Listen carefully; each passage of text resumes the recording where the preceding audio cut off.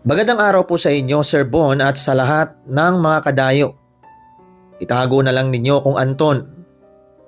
Matagal na rin po kong nanunood at nakikinig sa mga kwento dito sa channel ninyo. Hindi ko alam kung paniniwalaan ninyo itong ibabahagi ko. Pero totoo ang lahat ng ikukwento ko. Bale, ito po ay patungkol sa kapatid ko na itago na lang natin sa pangalang Jude. Ako ang nakakatanda sa amin ni Jude dahil iniwan kami ng ama namin. Mag-isa kaming itinaguyod ni Nanay Aida. 2 taon lang naman po ang pagitan naming magkapatid. Kaya kahit papaano ay masasabi kong nagagawa naming sabayan ang isa't isa. Kahit na magkapatid kami at malapit sa isa't isa, mahahalata mo talaga ang pagkakaiba namin. Hindi lang yun sa ugali, kung hindi pati na rin sa pisikal na kanyuan. Ako kasi ay ordinaryo lang, karaniwang taga-probinsya. Kayumanggi ang balat, katamtaman ng taas at itim na itim ang kulay ng buhok. Simula pagkabata ay madali akong magkasakit at madali ring mapawisan. Samantalang si Jude naman ay kabaligtaran ko. Maputi siya na kahit ilang oras siyang magbilad sa araw ay hindi naaapektuhan ng balat niya. Mas mataas din siya sa akin ng halos 3 pulgada.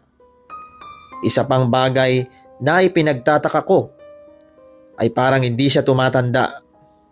Kumbaga parang mas bata ang mukha niya kaysa mismong edad niya.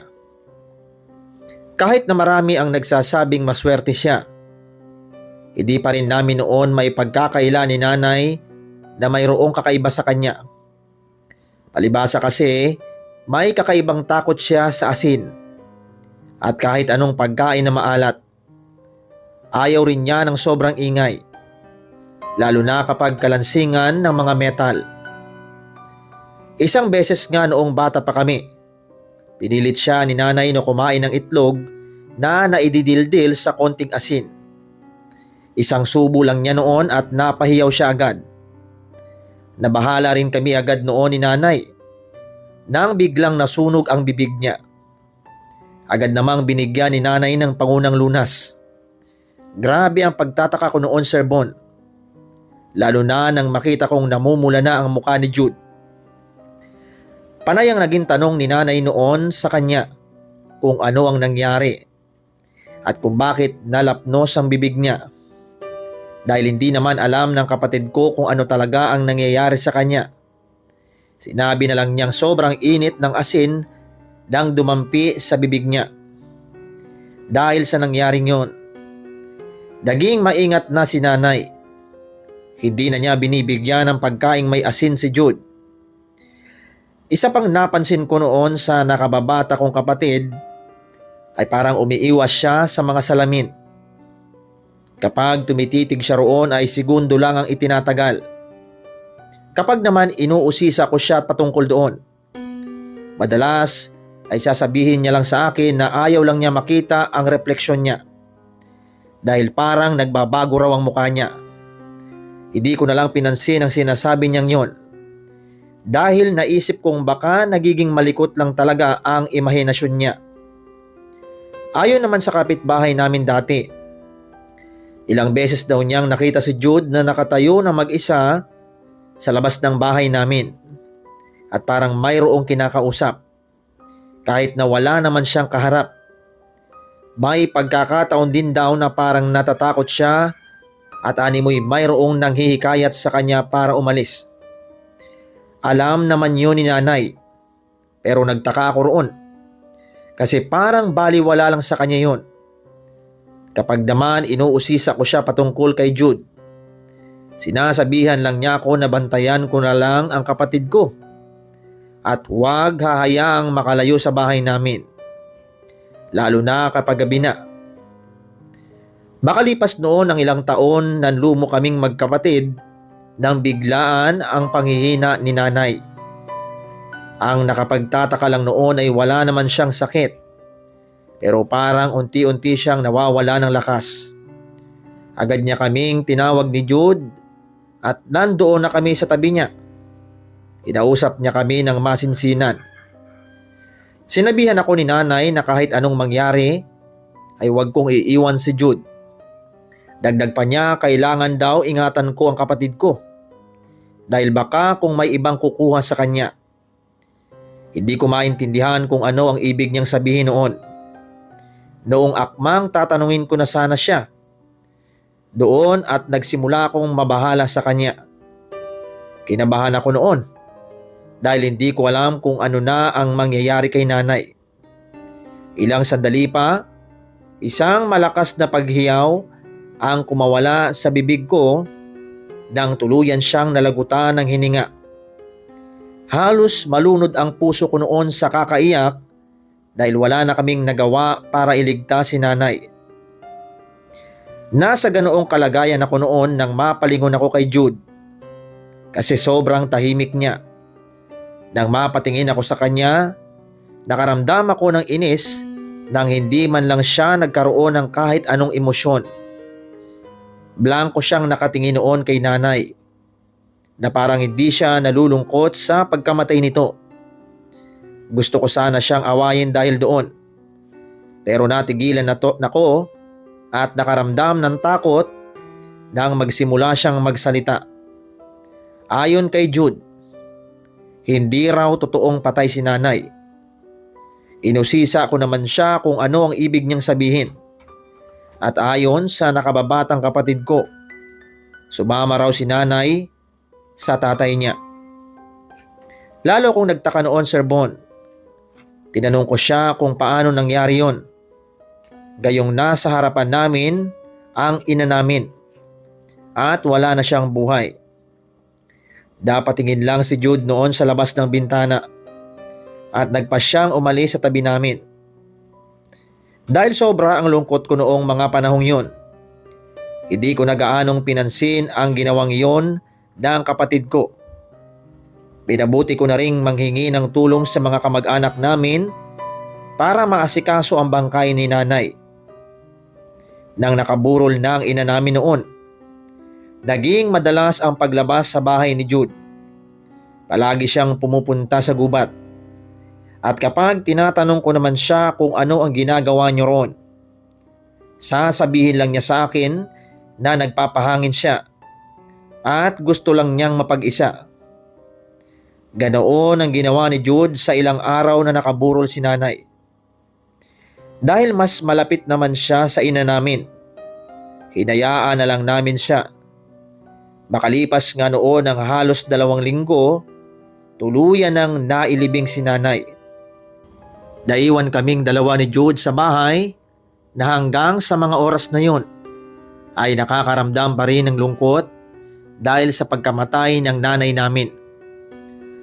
Isang gabi noon, bigla akong naalimpungatan dahil sa lamig ng hangin.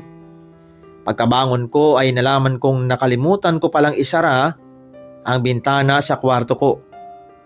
Pagkatayo ko para isara yon, bigla akong nakalanghap ng parang amoy ng lupang naulanan.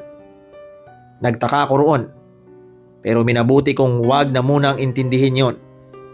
Isinara ko na noon ang bintana at nang maalala ko ang kapatid ko, nagpa siya kung puntahan siya sa kabilang kwarto. Pagdating ko roon, nagulat ako kasi wala na siya sa loob ng silid niya. Iginala ko ang paningin ko roon, Sir Bon. Ngunit hindi ko talaga siya makita. Walang ano-ano. Nakaamoy ako roon ng mabangong samyo ng bulaklak doon. Napakunot noo ako kung ano ang ibig sabihin nun. Lalo pa at nawala na rin ang amoy lupang nalanghap ko. Dahil naisip ko na baka bumaba lang si Jude para magpahangin, hinayaan ko na lang siya. Bumalik na lang ako sa loob ng kwarto at nagpa siyang matulog ulit. Makalipas ang ilang oras, nagising ulit ako. Agad kong naalala si Jude kaya nagpa siya kong balikan siya sa kwarto niya. Pagdating ko roon ay napailing ako nang malamang wala pa rin siya sa kwarto niya. Napatanong ako noon sa sarili ko kung saan siya nagpunta at agad akong napamura ng pabulong nang maalala kong madalas siyang nagpupunta sa gubat. Noon din, kahit na sobrang lalim na ng gabi, nagpasya akong lumabas para hanapin siya. Wala akong ibang dala noon kung hindi ang debateryang flashlight na mayroong malamlam na liwanag. Hindi na ako nag-aksaya pa ng oras at agad dumiretso sa gubat na madalas niyang puntahan. Habang papalapit ako roon, napansin ko na sobrang tahimik ng paligid. Walang kahit na anong kulisap ang gumagawa ng ingay. At ang tanging naririnig ko lang noon ay ang mga yabag ng pako na umaapak sa mga tuyong dahon. Pagdating ko sa loob ng gubat na yon, agad na gumapang ang kakaibang kilabot sa buong katawan ko, Sir Bon. Maswerte nga lang ako noon kasi maliwanag ang buwan at kahit papano'y may parte ng gubat na yon na nasisinagan nito. Kahit napakaramdam ko ay may mga matang nakatingin sa akin, nagpatuloy pa rin ako sa paglalakad. Hindi ko inintindi yun. Lalo pa at nagsimula na akong mag-alala para kay Jude. Alam ko kasi na madalas siyang nag-sleepwalk noong bata pa kami. Pero sa pagkawari ko ay hindi na rin yun naulit pa. Napaisip na lang ako noon na posibleng nagsisimula na naman siyang makaranas ng ganun. Kaya wala siya sa sarili niya noong lumabas siya. Nagpatuloy ako sa paglalakad hanggang sa may marinig akong mga kaluskos ng dahon. Kinutuban ako noon ng hindi maganda at inisip kong baka may mabangis na hayop na susugod sa akin. Dahil doon panandalian akong napahinto at minatyagan ko ang paligid. Iginala ko rin noon ang paningin ko at kahit medyo madilim na sa parting yon, nagawa ko pa ring maaninag ang paligid sa tulong ng malamlam na flashlight ko. Nang nawala ng ingay na naririnig ko, minabuti kong magpatuloy papunta sa pinakapusod ng gubat. Agad kong naalala ang matandang puno ng balete roon. At sa hindi ko inaasahan, parang may boses na nag-utos sa akin para puntahan yun.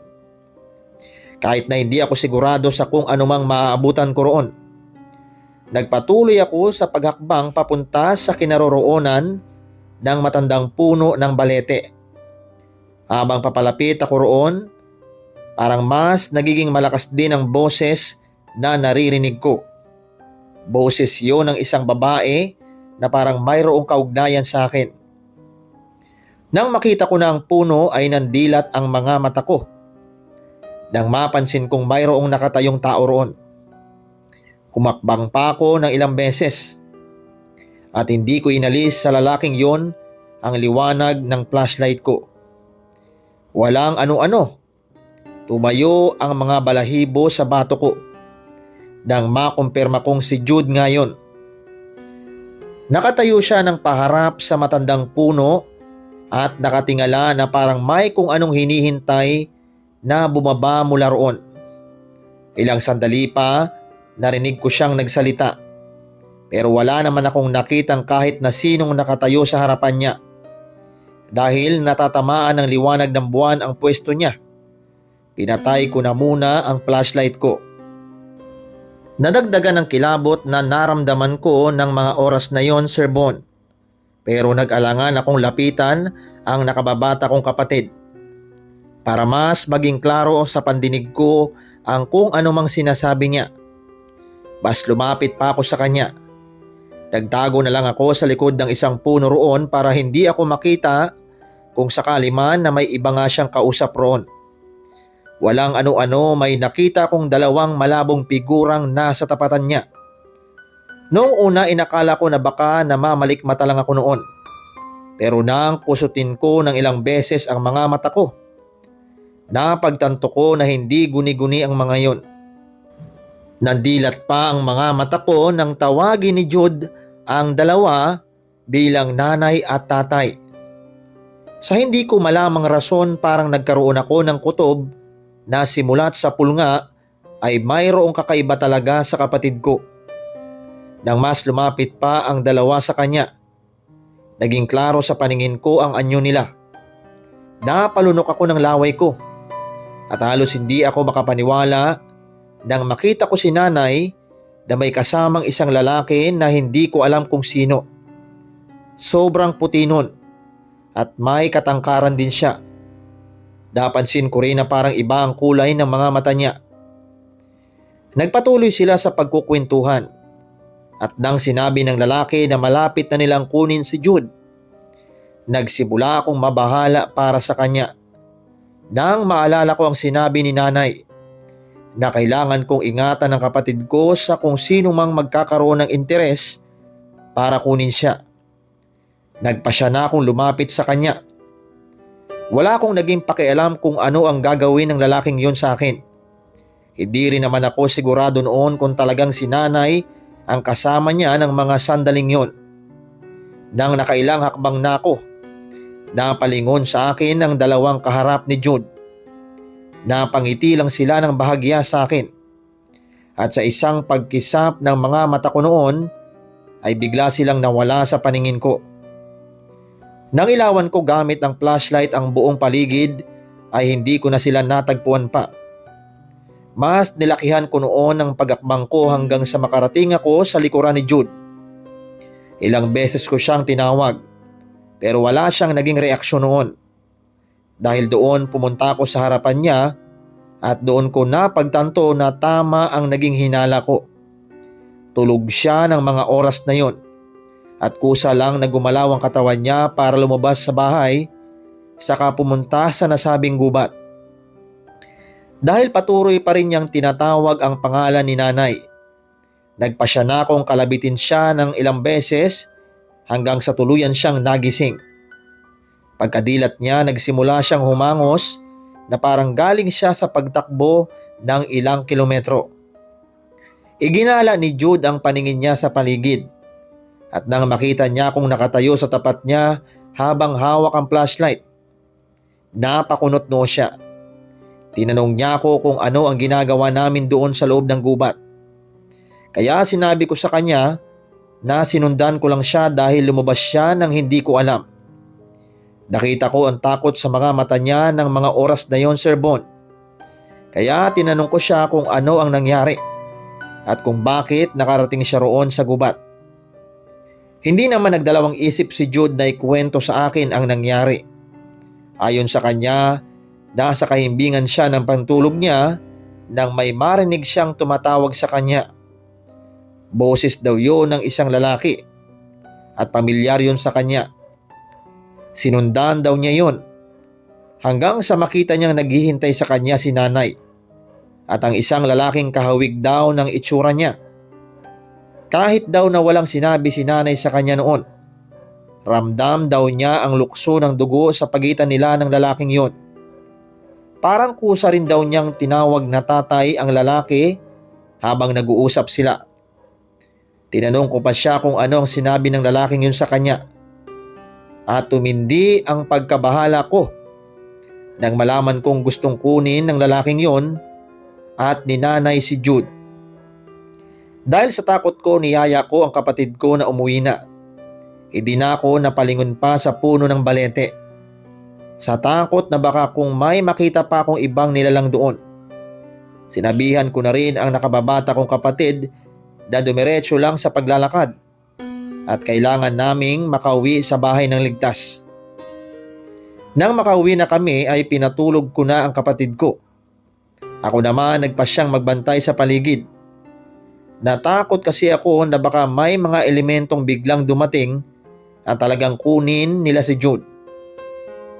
Ng mga sumunod na araw, sinigurado ko na ligtas ang kapatid ko. Kung saan man ako magpunta para maghanap ng mapagkakakitaan ay isinasama ko siya. Kahit paano naman, kampante ako dahil hindi na ulit ang paglalakad niya habang natutulog. Isang bagay lang noon ang napansin ko magmula nang mangyari yon. Kapag sasapit ang gabi, nakakaamoy kami ng putik sa paligid na habang tumatagal ay napapalitan ng mabangong amoy ng bulaklak. Isang umaga noon pagkagising ko ay sobrang bigat ng pakiramdam ko. Parang kulang ang tulog ko at parang magkakatrangkaso ko noon dahil wala pa rin akong naririnig na ingay sa labas ng kwarto. Inakala ko noon na natutulog pa si Jude. Minabuti kong puntahan siya sa kwarto niya at nang nandoon ako, lumakas ang kabog ng puso ko nang malamang wala siya roon. Nagmadali akong lumabas noon para pumunta sa gubat. Hinanap ko siya roon hanggang sa puno ng balete pero hindi ko nakita kahit na anino niya. Kinabahan ako noon kaya nagmadali akong bumalik sa bahay. Inisip ko noon na baka naglayas siya pero nandoon sa aparador niya ang kanyang mga gamit. Nagtanong-tanong na rin ako sa kabaryo ko pati na sa kabilang barangay namin, ngunit hindi rin nila nakita si Jude. Para kung mababaliw ng mga panahong yon, Sir Bon. Ilang beses din akong nagpabalik-balik sa loob ng gubat. Pero kahit anumang bakas niya ay hindi ko makita. Habang tumatagal na hindi siya nakakauwi, lalo akong nabahala. Parang umaalingaw-ngaw na rin kasi sa utak ko ang sinabi ni nanay sa akin bago pa man siya tuluyang malagutan ng hininga. Isang gabi noon dahil hindi ko na kinaya ang antok, tuluyan din akong nakatulog.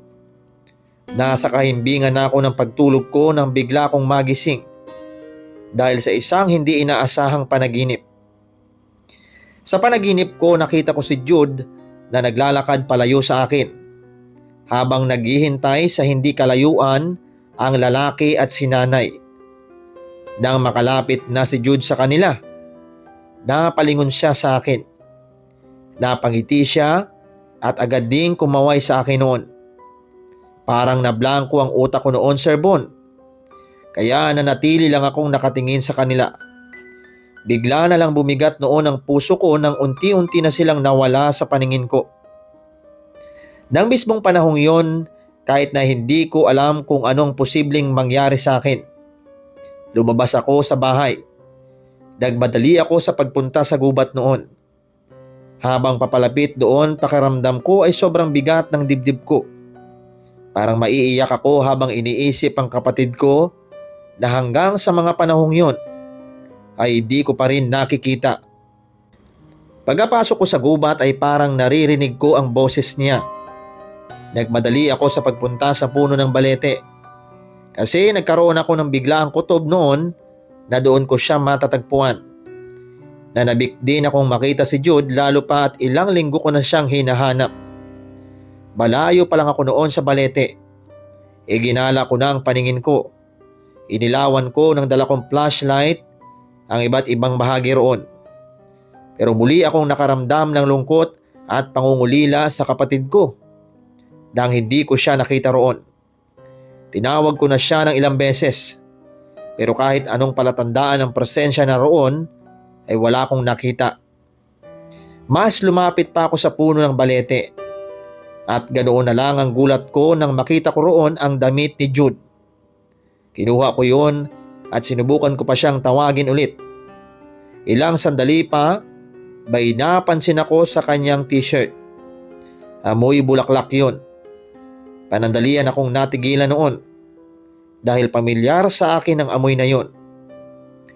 Ilang sandali pa nagsimulang lumakas ang kabog ng dibdib ko. Napatanong ako sa sarili ko kung nasaan na talaga si Jude at kung kinuha na ba talaga siya ng tatay niya na noon ko lang din na pagtantong isa pala talagang engkanto. Napaisip na rin ako noon na baka sa tuwing nakakaamoy ako ng bulaklak, baka dinadalaw niya si Jude noon. Habang nakatingin sa damit ni Jude, parang may bumulong sa akin na wag na akong malungkot. May naramdaman din akong tapik sa balikat ko na animoy nagsasabing ayos lang ang kapatid ko. Dahil gumaan na ang pakiramdam ko noon. Bumalik ako sa bahay, dala ang damit niya.